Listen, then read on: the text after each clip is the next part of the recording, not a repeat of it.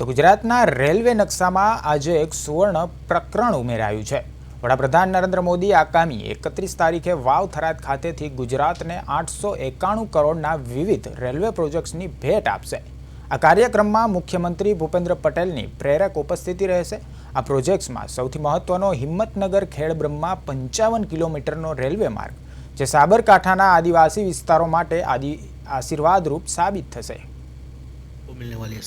देखिए, construction department से जो है मेजर खेड़ब्रह्मा हिम्मतनगर की सौगात मिलने वाली है, क्योंकि ये सेक्शन पूरा हो चुका है 55 किलोमीटर का। तो यहाँ का जो एरिया है वहाँ का साबरकांठा का एरिया है, उनको इस चीज़ का फ़ायदा होगा। इसके अलावा अहमदाबाद और उदयपुर की कनेक्टिविटी भी इससे जुड़ जाएगी। इसके अलावा बात की जाए तो गांधीधाम आदिपुर भी एक मल्टी ट्रैकिंग हमने बनाया है। इसमें भी जो फ्रेट करीब उसको फ़ायदा होगा। इसके अलावा अगर बात की जाए तो कानालूस राजकोट जो डबलिंग का काम चल रहा है, क्योंकि तो उसमें जामनगर और कानालूस के बीच काम कंप्लीट हो चुका है।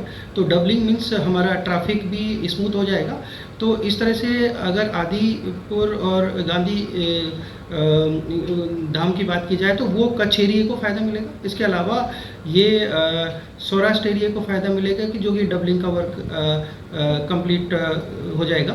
और ये एरिया का ये सारी चीज़ें तीनों जो एरिया हैं इनका नेशन को डेडिकेशन किया है।